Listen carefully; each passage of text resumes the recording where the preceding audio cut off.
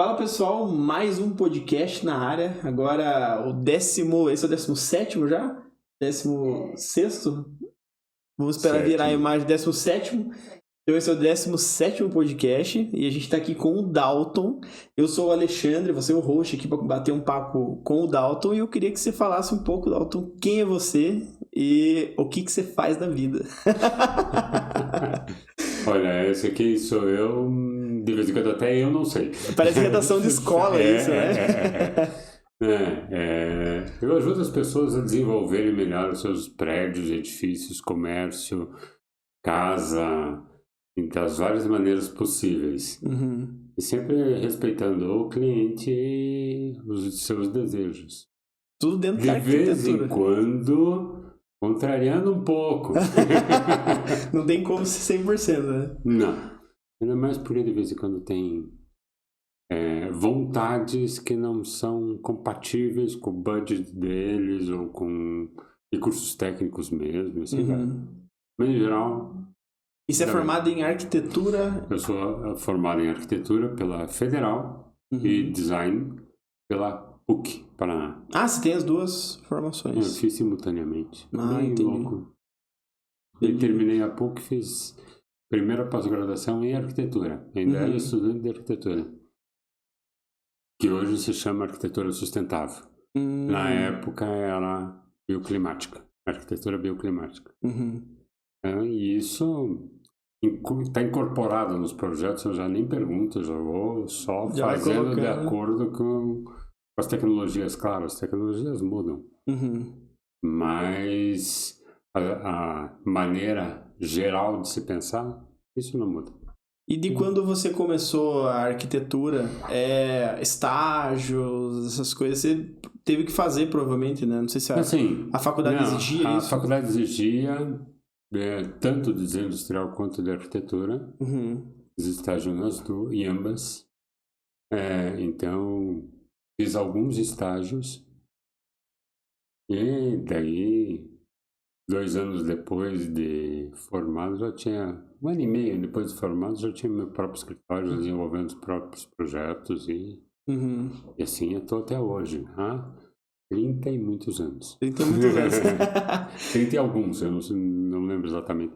37. 37 anos. E você acha que mudou muito de antes, que a gente está até conversando aqui, de antes, quando você se formou, para hoje, desde apresentação de proposta, estilo de arquitetura, materiais que você comentou agora, né?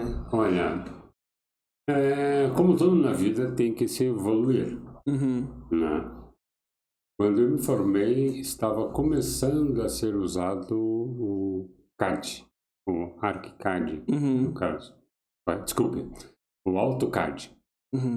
Então, primeiro eu saí da faculdade sem noção nenhuma de como usar um computador.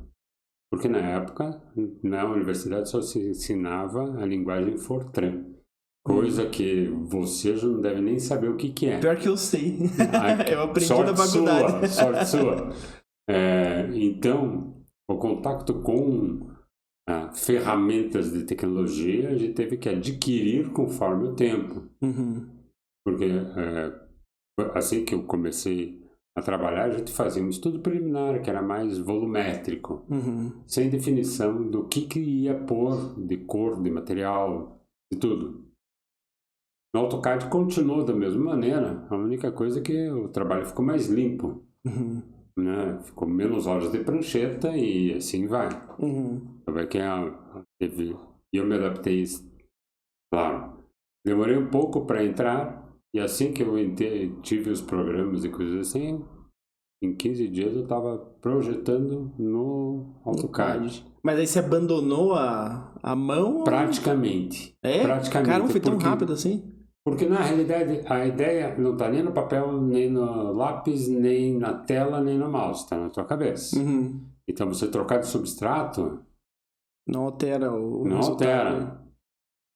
Ele facilita o caminho, né? Não facilitou o caminho. Você pode até ter, de vez em quando, e essas coisas eu faço repetidamente.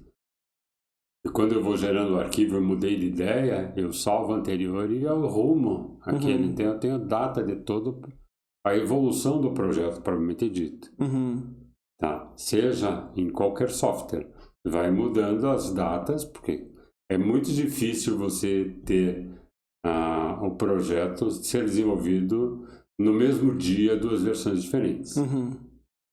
Provavelmente você tem um tempo de maturação, você tem um tempo de parar para pensar, e muitas vezes eu brinco que a gente tem que dormir com o problema, para o problema sair no dia seguinte de manhã. Mas é verdade, resolvido. Né? É verdade. Às vezes um negócio sem solução. Sem solução, diz, não, isso daqui tá uma porcaria. É uma das coisas que eu sempre comento com os clientes. De vez em quando eles querem pressa. Eu disse, olha, quer? Eu te mostro agora. Mas eu não estou contente com o trabalho que eu vou te mostrar. Né? Pode me dar 2 dias, 3 dias, uma semana. Daí você vai ver a diferença. E, em geral, teve vezes que eu demorei quase 30 dias para resolver um problema específico de um projeto. Eu peguei com o cliente e disse, agora eu posso marcar reunião. Mostrei o que eu tinha pensado no que eles tinham pedido e mostrei a minha versão, que não estava atendendo 100%, mas que estava muito melhor. É nesse aí que cabe o ditado, né? Que a pressa é inimigo da perfeição. Muitas vezes, assim, conforme o problema, conforme a necessidade do cliente, é muito rápido. Você faz e já saiu a resposta boa do assunto. E depois ele só pode elaborar um detalhezinho ou outro, alguma coisa assim. Mas, em geral, é rápido. Mas nem sempre é tão rápido quanto a gente imagina ou quer. Né? É que na maior parte das vezes, talvez os clientes eles não tenham uma percepção do que pode ser executável, né? Eu não sei se também de antes para hoje mudou essa percepção dos clientes. Não. Mesma coisa. Não, assim, só mudou a data. Só mudou o endereço e o telefone. Não, brincadeira. Mas assim, existe a consciência de que tem alterações dos procedimentos e dos processos em geral. Tá? Então, a gente tinha vários processos para finalizar um projeto. Era muito difícil você, enquanto você fazia, ou seja à mão, seja no computador, o que seja, existe uma linha de tempo que você está seguindo e aprimorando o projeto. Nesse interim, o que acontece? Você vai lapidando ele melhor. De vez em quando a questão de 5 centímetros aparelhar para a direita e para a esquerda, ou uma modulação alterada, que daí a gente consegue ter um resultado muito melhor do espaço. Tá? E esse tipo de coisa normal acontecer durante o processo. Hoje em dia até a gente faz alteração, mas a diferença de que o software que a gente está usando agora, ele requisita que você já pense no projeto inteiro. Como é que ele vai ser construído? Então é complicado você imaginar como é que você vai resolver um projeto, seja casa, prédio, sabe Deus o quê, já de cara. E você tem condicionantes, você quer fazer alguma coisa diferente, você quer ousar ou experimentar alguma solução. E tem software que você já tem que pensar na solução antes de você começar a desenhar. Porque senão as coisas não casam lá. Isso. E daí você fica fazendo muito retrabalho, talvez tendo que retirar algumas coisas ou fazer. É diferente. Não estou dizendo que é melhor ou pior. É diferente. O processo ficou diferente. As etapas mudaram. As etapas mudaram, porque mesmo com o CAD, não o ArchiCAD, o AutoCAD, você já fazia alguma coisa assim e parecia que era tudo muito fácil, muito rápido. Porque antigamente você fazia o desenho e o estudo preliminar à mão, provavelmente, tá? Mostrava para o cliente dizia o que queria, o que não podia, ou o que estava afim, e o AutoCAD quebrou esse paradigma. Você praticamente apresenta o projeto, todo o software, ele praticamente apresenta o projeto pré-executivo. E isso você tira o teu tempo de trabalho, você já está dando uma solução final. E isso questão de softwares, em geral, acontece isso. Você já tem que dar uma solução final. Eu não tenho o hábito, mas antigamente eu fazia muito, de fazer o desenho à mão de como é que vai ser. Eu já... Abandonou. Faz muito tempo. Assim, a não ser que eu tenha um bloqueio muito grande, que eu imprimo aquilo que eu estava fazendo como base e resolvo de outra maneira. Mas é raro. Digamos, 5% dos projetos saem assim. Que eu tenho que parar, abiscar alguma coisa e voltar. Essa é a evolução que você está falando, né? Porque mas é a maneira facilita. de pensar diferente. Tá? Facilita. Mas, por exemplo, o AutoCAD já tinha uma coisa que era um pouco mais chata. Quando pedia alteração, e se for um prédio, você pedia uma alteração, você tinha que mudar todos os andares. Tem isso, né? O ArchiCAD ou o Revit ou qualquer programa de modelagem, você faz a alteração instantânea.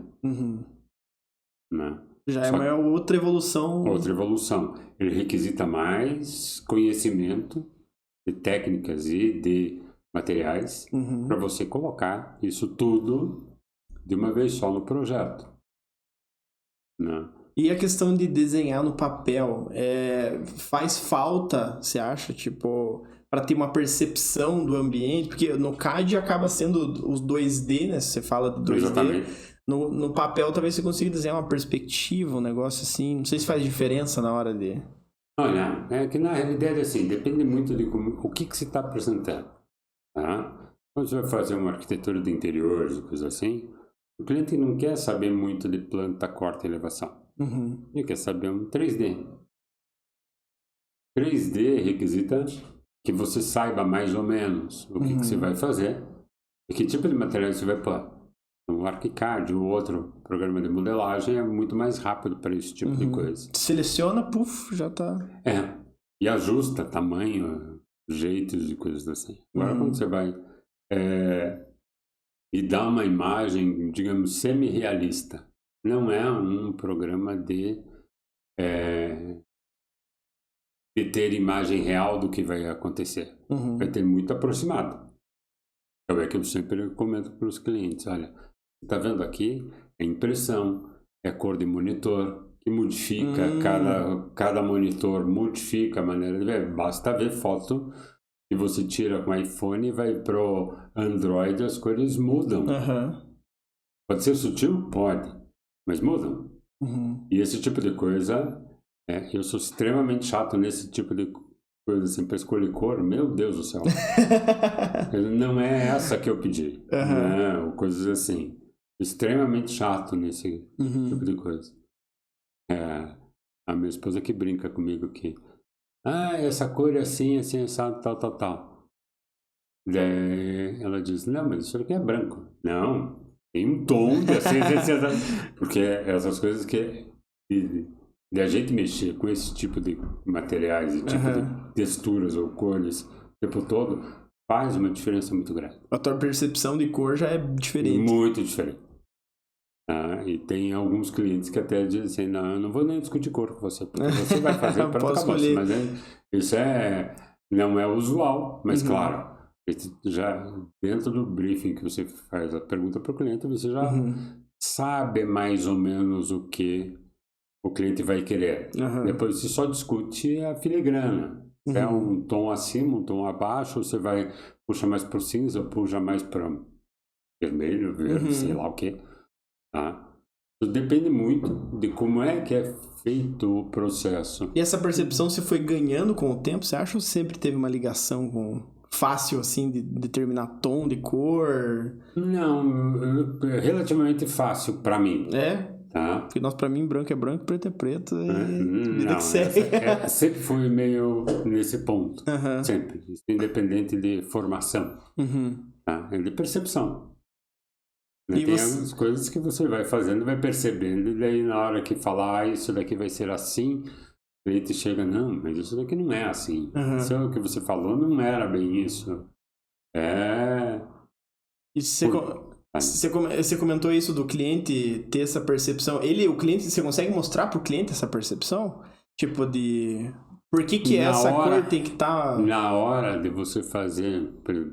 Tem coisas que daí você aprende no decorrer da vida, tá? Isso é independente de coisa assim. Toda cor precisa... Eu prefiro fazer teste, por exemplo, para pintar casa, prédio, qualquer coisa. Se não for as cores básicas, branco, gelo, coisa assim, faz teste de cor no local. De preferência em 4 paredes diferentes com insolações diferentes. Que é um outro cuidado especial para... Por que isso? Porque o substrato da parede, a gente não sabe, muitas vezes a gente não sabe como é que foi executado aquilo, no que materiais que tem ali dentro. A tinta reage diferente. E o tom altera. Então tem cores que eu já escolhi para alguns clientes, meio assim, foi sequencial. Usar cor A, cor B e cor C. A cor A, B e C num cliente ficou num tom, e A, B e C no outro cliente ficou completamente diferente da primeira. Tudo decorrente do ambiente. Do ambiente e do substrato da parede. Ou laje, ou sabe Deus o que seja. Tá? Porque isso muda. Depende com que tipo de material que foi construído ou que o grau de umidade da parede é 0, é próximo disso, alguma coisa. Até que no computador é mais difícil de ver ainda, porque você vai ter uma sensação mais ou menos de que cor que é, mas só a olho nu. Sim, é aquilo que eu comentei. Muda de monitor? Mudou a cor. Não.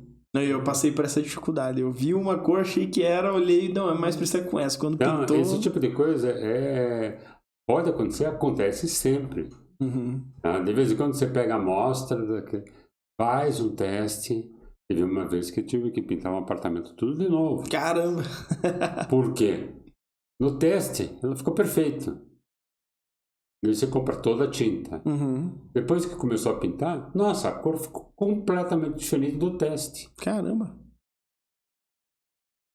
Ninguém sabotou. Não. Foi simplesmente... Eu não sei se a máquina estava desregulada, a gente não sabe. O teste foi feito o teste, então escolhida a cor, vamos ver essa. E ficou completamente diferente. Daí tivemos que pintar tudo de novo. Porque, tá certo, o preparo da parede já tinha sido feito, já ficou mais fácil repintar. O primeiro sempre é mais complicado. Sim. Você faz reparo da parede, tira prego, tira isso, vê isso, o que tem e tal, arruma a parede. Daí na hora mas teve caso de fazer isso. Não é usual, mas aconteceu. É bem raro, né? E aconteceu também de uma outra casa começarem a compraram a tinta e a empresa que forneceu a tinta errou. E mandou completamente diferente. Literalmente. Literalmente. Isso não era nem questão do teste, a referência da cor foi diferente. E, claro, a mão de obra não verificou, abriu a lata e começou a pintar. O cliente chegou e disse, tá tudo errado, o que aconteceu, Dal? Fui lá e disse, olha, a gente escolheu essa referência, a lata tá com outra referência. Foi isso. Dei o trabalho de conversar com a empresa e dizer, olha, eu pedi tal coisa, vocês me entregaram outra. E acontece, né? Acidentes acontecem. Tudo que é tipo de situação. Bom que é tudo reparável, né? Tudo é fácil. Fácil não, mas tudo é reparável. Não, que bom. Ainda bem. Ainda bem, né? E nesse meio da arquitetura, que você comentou que fazem 37 anos já que tem o escritório, você fez projeto de tudo que é tipo, provavelmente. Casa, prédio. Tem algum que te encanta mais? Olha, não que encante. É uma coisa que eu gosto de fazer bastante.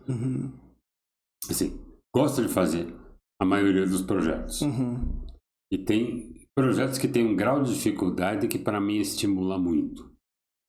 Tá? Seja usar nova tecnologia, seja pelo porte, seja o que for. Tá? Ou programa diferenciado. Projetos desafiadores, então, são os projetos mais divertidos. Sempre bom Eu sempre me divirto. Independente de ser uma casinha na praia ou de um shopping center. Tá? É o desafio de fazer com que a coisa aconteça de maneira diferente. E tem algum projeto que te marcou dessa trajetória e foi bem desafiador, assim, Pode ser em relação à tecnologia ou complexidade mesmo? Não, tem algumas coisas que eu gosto de pensar, de lembrar. Tem 2 lojas em específico que eu gosto por causa de outras referências, tá? Por causa de repercussão.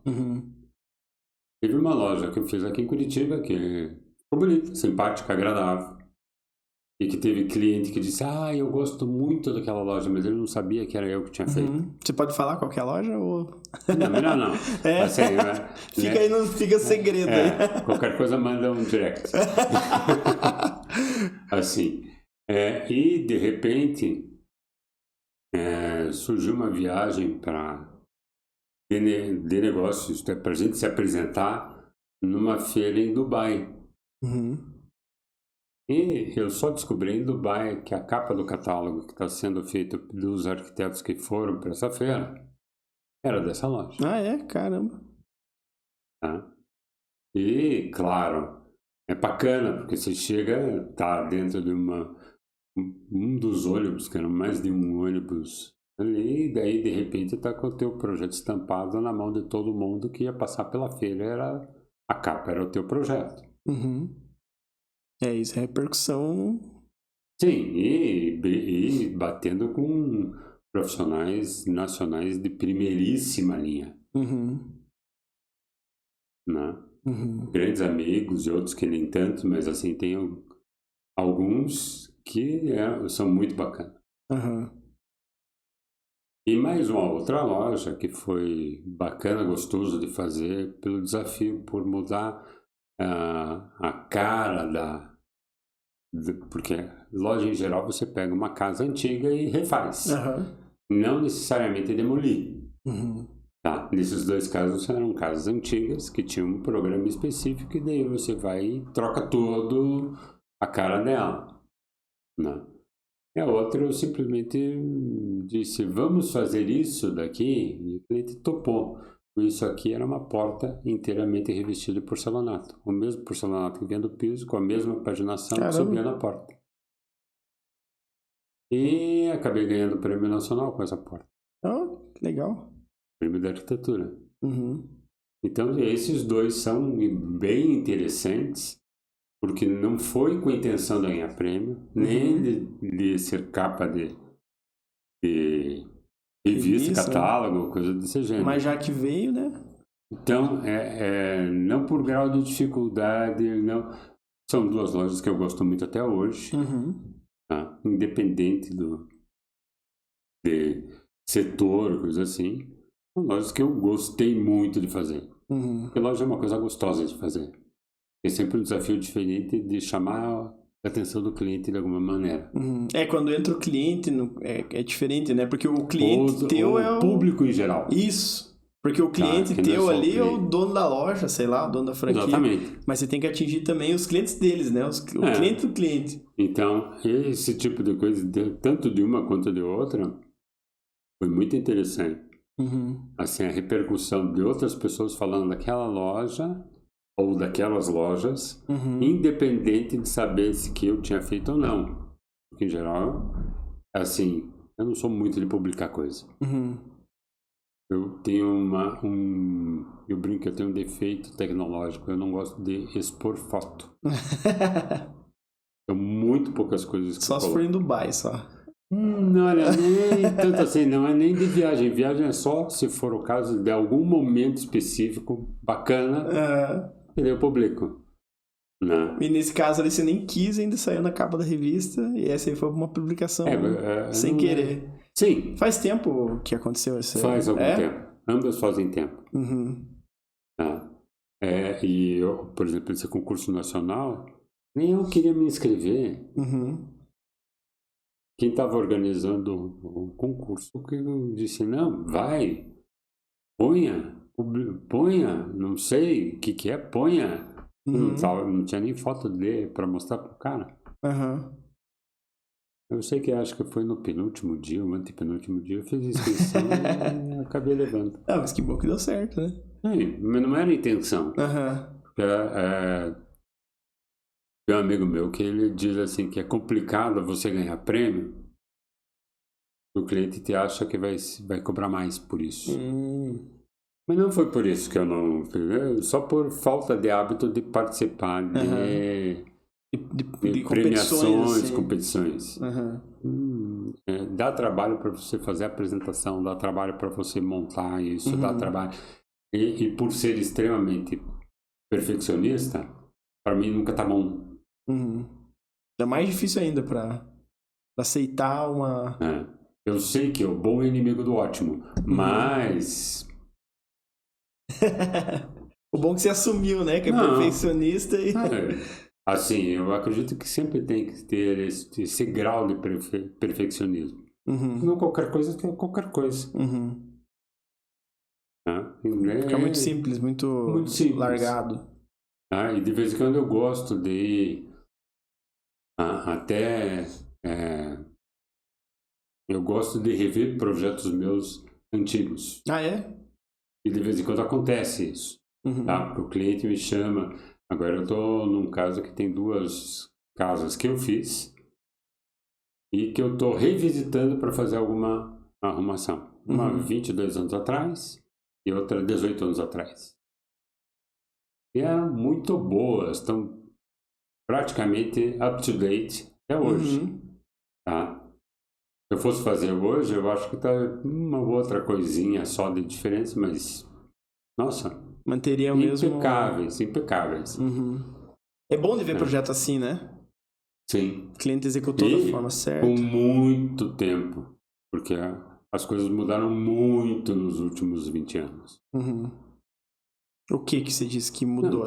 Toda a maneira de lidar com tudo, né? Trabalhar, organizar, as pessoas mudaram, principalmente nos últimos 2 anos, que todo mundo virou, por causa da pandemia, todo mundo virou para dentro de casa, e uma casa projetada há 22 anos atrás está adequada para esse momento da pandemia.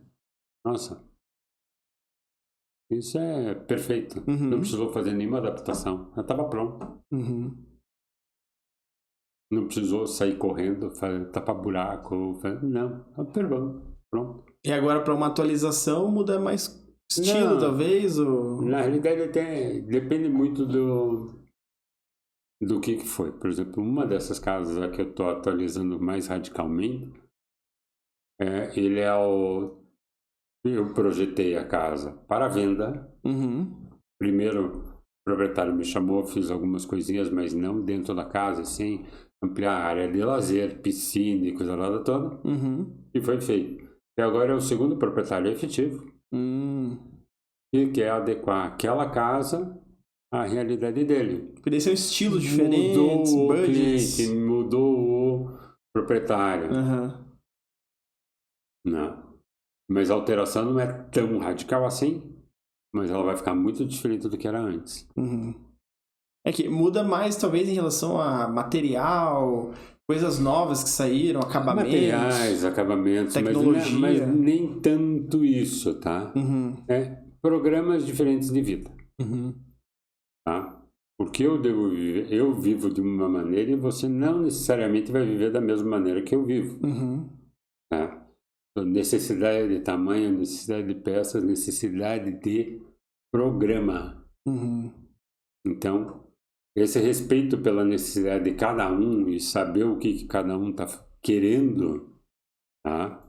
Porque não é chegar com um monte de foto no Instagram, Pinterest ou coisa parecida. Aí eu quero minha casa assim. Só que ela mostra uma casa de 2.000 metros e a casa dele tem 100. Não vai rolar. Ou uma cozinha gigantesca e a pessoa nem gosta de cozinhar. Sei lá, um negócio nesse sentido.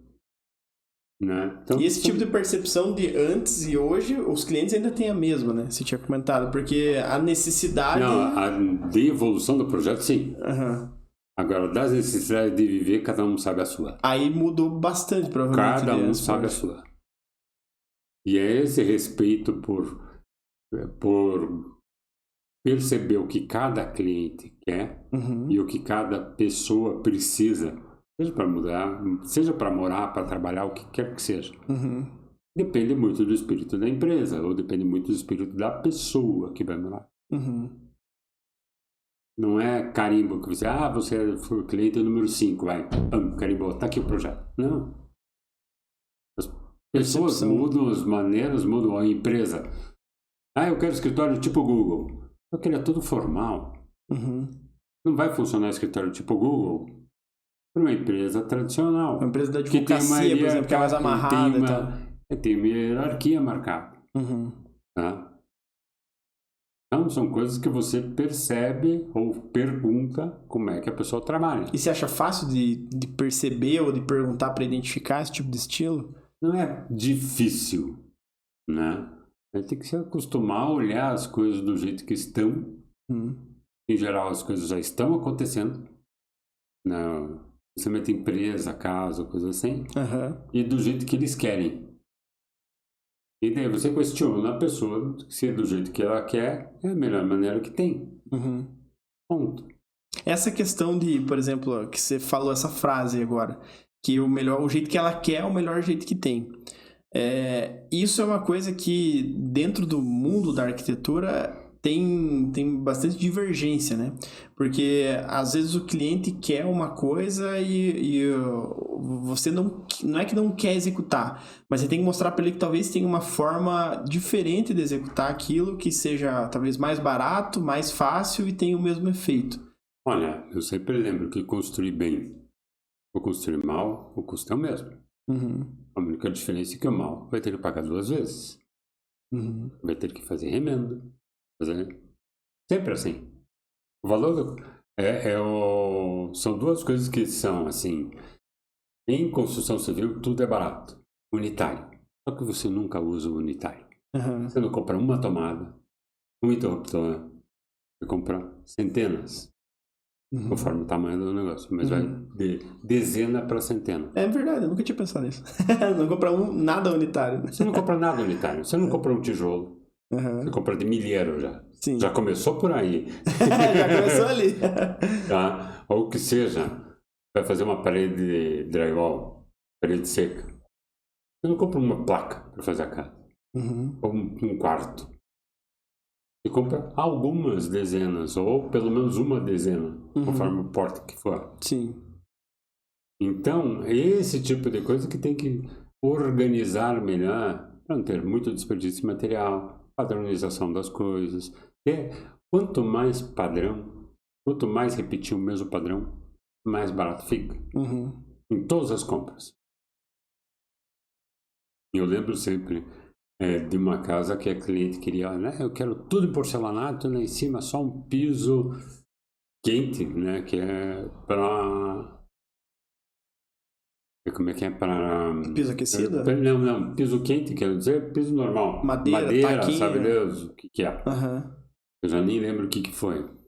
Eu, tá bom, então vou escolher um revestimento para parede e um para piso. Uma casa de 100 e algumas coisas metros quadrados. E recentemente eu voltei na casa. Nossa, impecável. Eu não preciso ter mostruário de loja de material de construção para a casa ficar boa. É a aplicação dele de uma maneira diferenciada que faz com que cada peça tenha uma coisa diferente, sempre com a mesma, sempre com o mesmo material. E assim você cria uma integração, uma unidade em toda a casa. E isso faz muito tempo e até hoje persiste esse tipo de coisa. A base é a mesma. Pode ser que, uma casa que tenha 5 banheiros. O piso é sempre o mesmo. De todos. Ou muito próximo. Porque deve estar sempre na mesma linguagem. Para não ficar um carnaval, né? Porque você entra, tem um é verde, outro azul, outro preto. Não. Faz essa ligação. O cliente vai economizar muito na compra. E muito na instalação, porque eu não preciso comprar o percentual de quebra, que a gente chama. Quando você vai ter que fazer recorte de qualquer coisa mesmo, o percentual de quebra cai. Isso você economiza. Bastante. Porque senão você tem que fazer um para cada, dessa vez você faz um só. E daí só. Digamos que você ponha 5%, 10% a mais. Agora, se eu fizer 10%, se eu tiver todos iguais, eu não preciso pôr 10%. Uhum. Porque a peça recortada aqui eu posso usar lá. Uhum. Você abaixa o percentual de quebra sensivelmente. Se em geral a gente calcula 10, baixa para 5. Que vai sobrar material para você guardar para fazer algum reparo se acontecer algum acidente. E isso tem alguma coisa a ver com aquela questão de arquitetura sustentável que você comentou antes? Não. Ou é outra coisa? Assim, tem sustentabilidade de bolso, né? Porque a pessoa gasta menos. Sim. Tá? Mas a arquitetura sustentável é uma série de outras técnicas que você usa, tá? Até de direcionamento das janelas, aberturas de uma maneira mais adequada, tá? Para que ela incida mais sol, mais claridade, para você não ficar o tempo todo usando luz artificial ou algum outro recurso, de aquecimento ou resfriamento da casa. Entendi. Tá? Ou casa, quer que seja. Tá? Mas o que é mais usual a gente usar, realmente, é para escritórios, lugares que você fique muito tempo. Tá? E daí você faz com que tenha mais economia. Isso que é o sustentável Tem que ter economia. Tá? Já fiz fábrica de pintura de móveis que o circuito d'água era fechado. Ele só ia pôr água para reposição de quantidade, porque tinha todo o trecho de decantação de pigmentos e coisas assim. Não sei se... A reutilização? Reutilização da mesma água. Perfeito. Tá? E isso já faz tempo. Foi um sufoco para a gente achar pessoas que executassem ou tivessem a técnica razoável para fazer isso. Tá?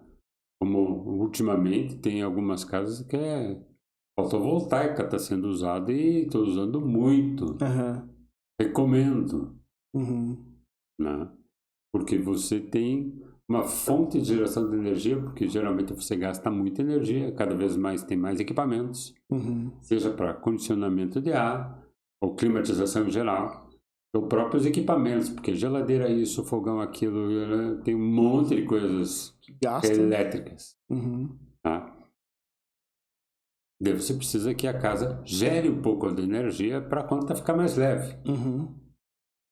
E ainda bem que começou a baixar bastante o preço da instalação de fotovoltaica. Com o tempo foi avançando muito, né? Oferta e demanda. Exatamente. Os produtos estão cada vez mais baratos. E maior eficiência. Isso é um avanço que talvez quando você falou que montou o escritório e tal, nem pensava que a tecnologia de aproveitamento de energia pudesse chegar num nível... Você tenta fazer com que as coisas tenham conservação de energia. Tá? A palavra melhor para sustentabilidade é conservação de energia. Que é a questão do piso quente lá, por exemplo, que você falou, vai deixar não vai deixar o calor...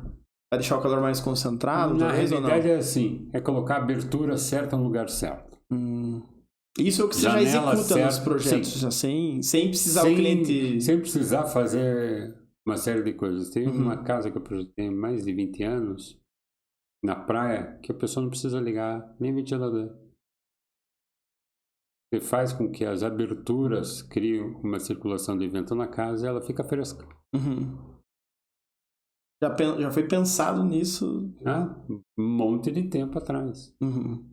Como que era o nome da pós que você falou, que chamavam antes? Arquitetura bioclimática. Bioclimática. Sustentabilidade. Bom, tá certo que tem algumas coisas da própria pós-graduação que ficaram muito desatualizadas. Então tinha um sistema... Não tem como, né? Tem, os materiais mudam. A evolução do que o vidro teve nos últimos 10 anos é impressionante. Coisa que você sim, vidro. Transparente. Só que tem vidros que conseguem passar só claridade, conseguem fazer filtragem de raios UV, né? Tem uma série de outras coisas. Antes era mais restrito. Não, era vidro. Daí era só por cor. Ou era Ray-Ban, que é verde, ou fumê, ou bronze, ou transparente, ponto. É mais fácil especificar, então. É canelado, mini boreal, ou com algum outro tratamento. Nossa, hoje em dia é uma coisa absurda. Hoje é uma disciplina específica, exclusiva, né? Sim, para você decidir vidro que fique mais adequado à residência ou prédio, coisa assim, você tem que parar, estudar e propor. É que tem, hoje, acho que cada disciplina em específico está cada vez mais focada para trazer o melhor, extrair a melhor coisa, né? Porque eu não sei se antes, você pode até me responder isso, o pessoal pensava em vidro como um item de calor, de aproveitamento de calor, essas não, coisas. Só de claridade, né? Nem só claridade, mais nada. E hoje em dia já tem um monte de detalhes que você tem que analisar ali para... As esquadrias mudaram bastante, melhoraram bastante. O vidro melhorou muito, né? Então tem uma série de coisas assim. Ainda precisa evoluir muito. Porque de vez em quando você vê em outros países coisas que você não usa ou não tem como usar aqui. Até geração de energia elétrica através do vidro. Que eu já vi em uso em outros lugares, fora do país, mas aqui ainda não tem isso. Logo chega aí um... Espero que sim. Não, vai chegar. Daqui a pouco chega. Que é muito bom. Isso são todas evoluções que você tem que ficar antenado a isso também. Tá? Eu brinco que arquiteto não tira férias. Ele vai para qualquer lugar e vai ver... Vai ficar reparando as coisas. Reparando, esse tijolo está mal aplicado, ou isso daqui bacana do jeito que foi feito, olha que ideia interessante. Você não para. E faz parte do seu dia a dia. Sim. E teve, quando você montou o escritório, não sei se na época foi um desafio para você montar o próprio escritório depois de ter saído dos estágios e tal, e começar a tocar o próprio negócio? Sempre desafio, tá? Primeiro, para ser respeitado. Um piazinho. Recém-formado. Falando em piazinho, foi em Curitiba que você montou o escritório, então tá. Recém-formado. Querendo dar de dedo ou mandar em pedreiro, que estava uns 50, 60. Não tem como, né?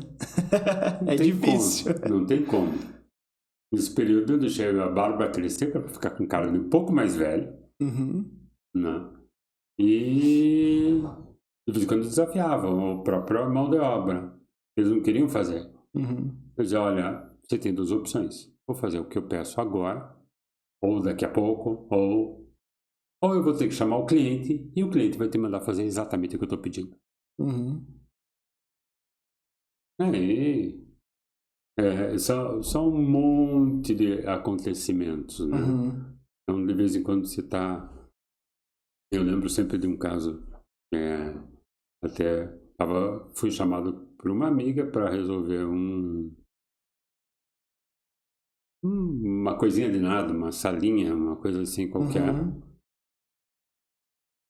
de um consultório odontológico. Daí, tudo bem. Bom, vimos, era um negócio muito pequeno.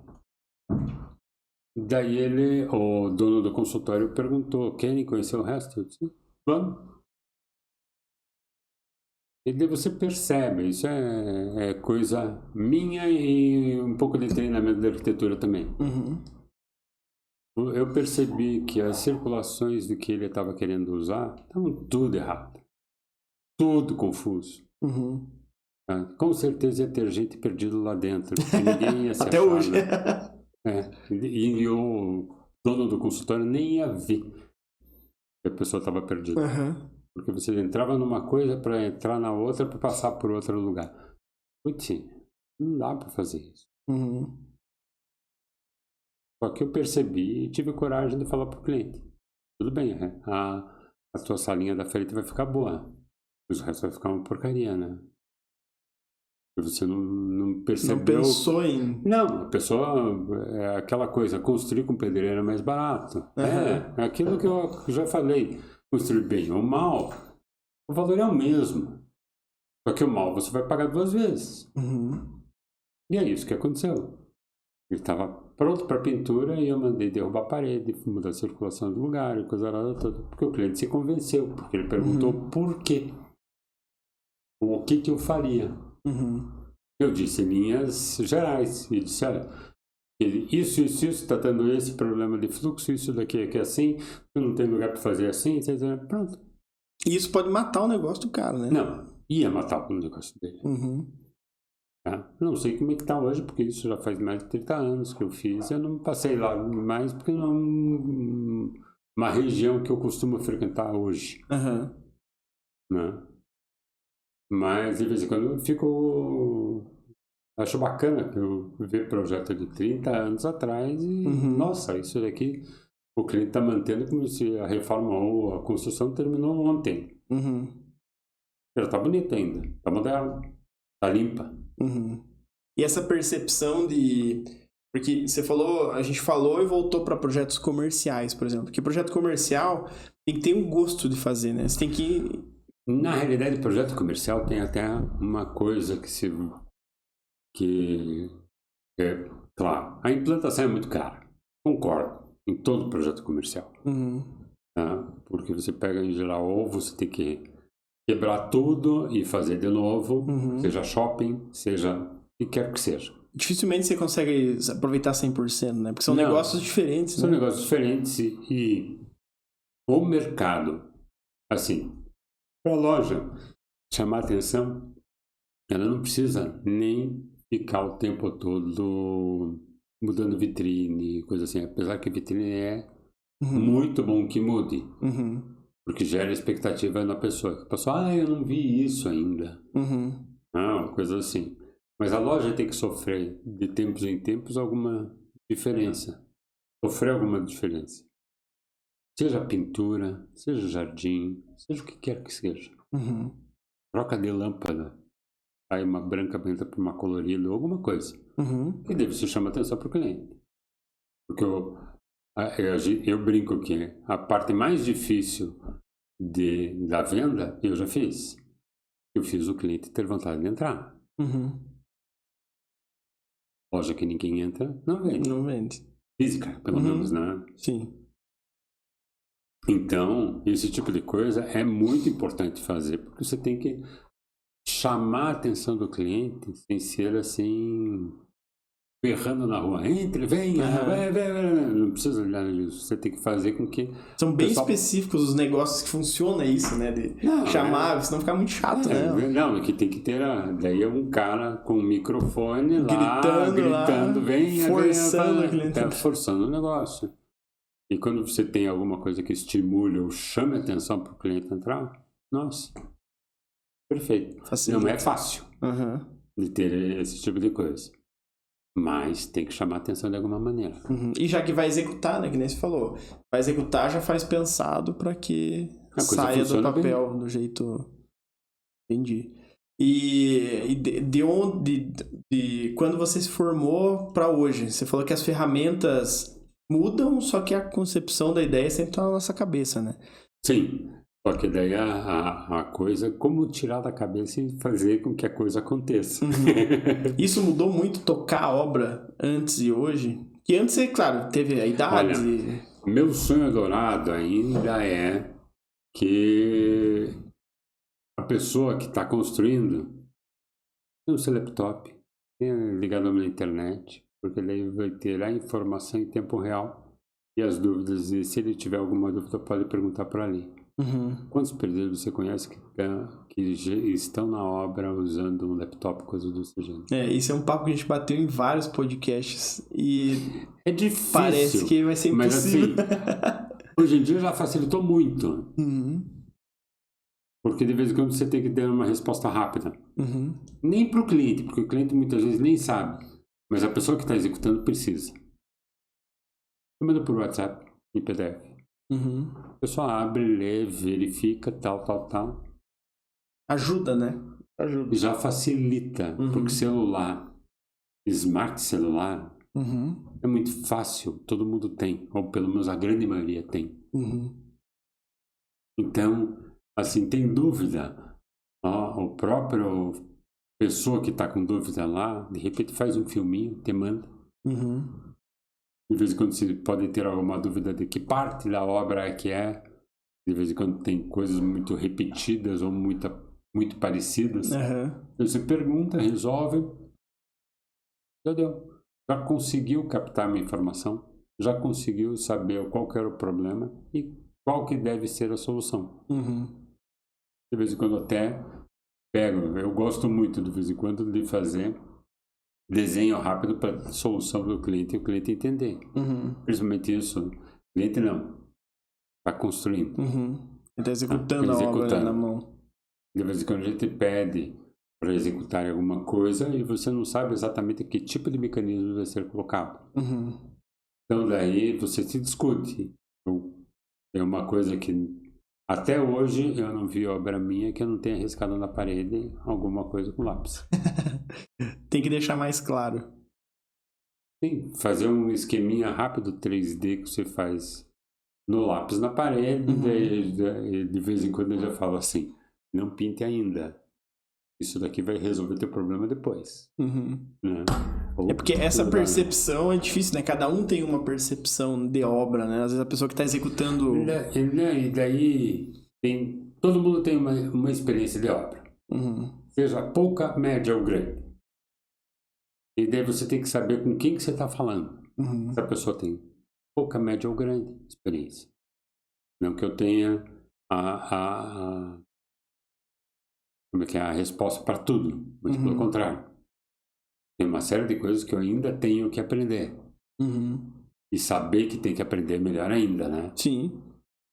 Saber que tem que permanecer em constante evolução. Pesquisa existe sempre. E inovações tem sempre. Agora, como usar essa inovação no teu dia a dia, ou que produto vai usar para ficar mais adequado para...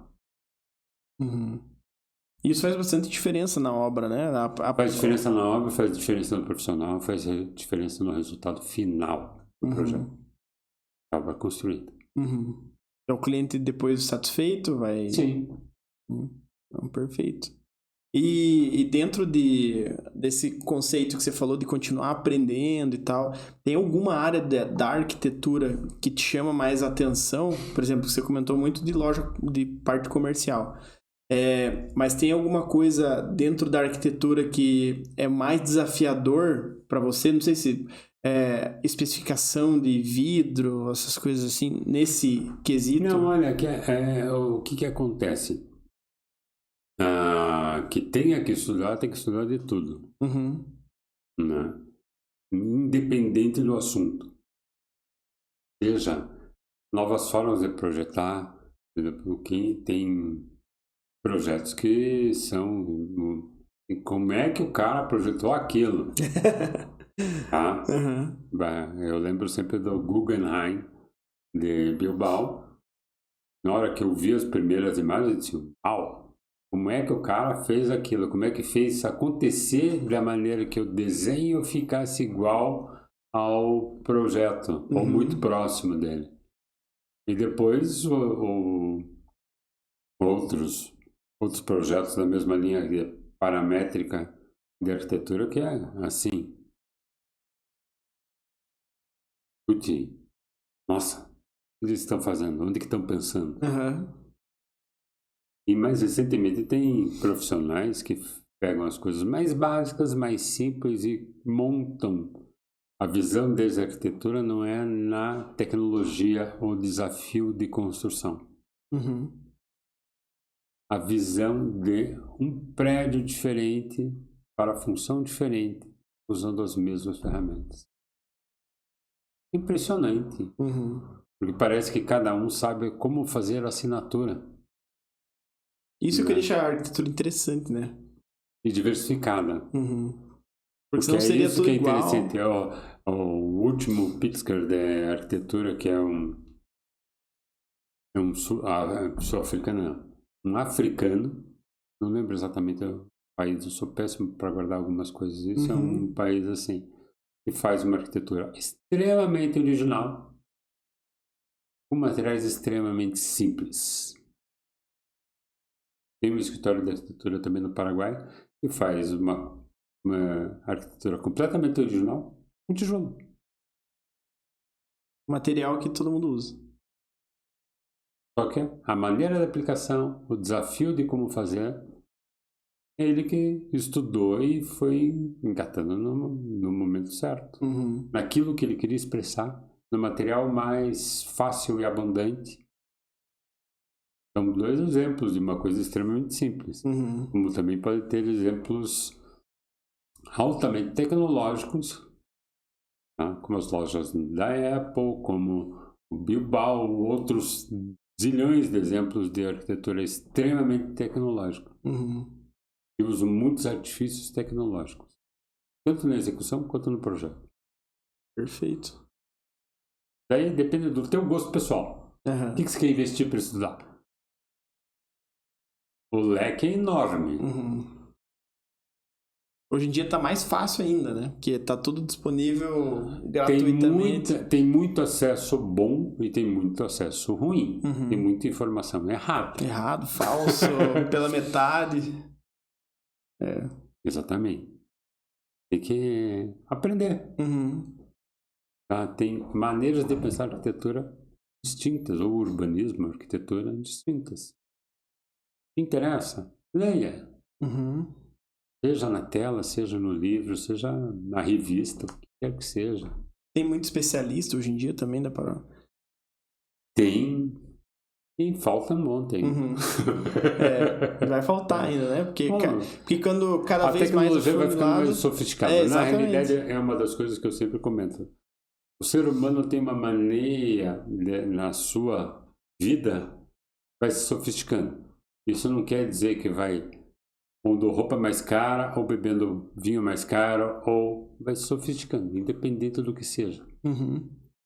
Vai ficando mais elaborado a coisa, não? Vai ficando o simples cada vez mais simples, ou cada vez mais abstrato. Sei lá, alguma coisa desse gênero. Mas não fica o tempo todo aquela coisa de é mesmo, então vamos fazer igual. Não existe. Não pode existir. Porque aquela coisa, eu de ontem não sou o mesmo eu de hoje. Porque alguma coisa já mudou. Com certeza. Não. A arquitetura também é assim. De vez em quando pode ser que ela esteja ainda uma sobrevida boa. Né? Como essas casas que eu falei, que elas estão ainda atuais. Estão em época. Em época. Ela está com uma sobrevida boa. Porque o desenho foi limpo, ou porque não tem excessos de decoração. E daí ela passa desapercebida. Agora, quando tem excesso de decoração, ou você fica resgatando aquela decoração ou mantendo aquela. Decoração, eu quero dizer, elementos, uma série de coisas assim. Uma coisa rebuscada. Eu sou mais de simplicidade. Então, perfeito. Eu prefiro uma arquitetura mais espartana, mas não quer dizer mal acabada. Tá certo. Tá certo. Não, maravilha. Maravilha. A gente bateu um papo bacana aqui. Eu acho que passamos quase 1 hora já de conversa. Não sei se pareceu. Não, eu tenho o péssimo hábito de falar demais. Não, mas falar demais para o podcast é a melhor coisa que tem. Não, maravilha, mas foi muito bom conversar contigo, pegar a tua experiência e espero que a gente tenha motivado o pessoal aí que tá assistindo. E obrigado pelo convite, por ter aceitado o convite e ter... Obrigado a você por ter aceito. Não, fechou. E falar da arquitetura para quem é ficcionado por arquitetura, nossa. É fácil, né? Moleza. Maravilha. Então, pessoal, obrigado por terem assistido a gente. Sigam a gente nas redes sociais. Acabou de passar aqui a rede social do Dalton. Sigam ele lá para ver os projetos que ele entrega também, para tentar caçar essas lojas aí que ele comentou. Fica o meu Instagram ali também, o Instagram do Próximo Bloco. Sigam a gente no YouTube, nas outras redes sociais. E é isso aí. Até mais.